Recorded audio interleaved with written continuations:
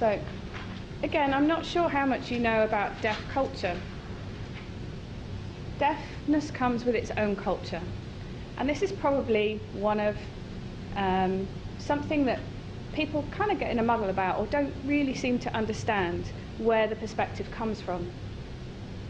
Advocates of deafness as a culture distinguish culture by using capital D, whereas the lowercase d kind of signifies the actual deafness as a pathology.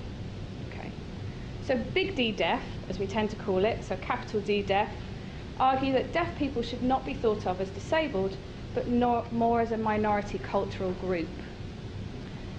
And the search for a cure for deafness and the whole kind of cochlear implant argument, people who are big D deaf basically feel that that is a culture that's imposing their culture and language on a minority culture, and that's where the big kind of cochlear implant, not cochlear implant divide kind of comes. We had a situation in the school that I work in that the head of the school is actually deaf. She has had progressive hearing loss throughout her life, and ultimately she was getting to a stage where her hearing was deteriorating more and more. And so she took the decision 2 years ago to have a cochlear implant. We have a number of staff in the school who are deaf, and hearing staff as well. And the decision made by her, which was a personal decision, impacted quite a bit on other members of staff in the school.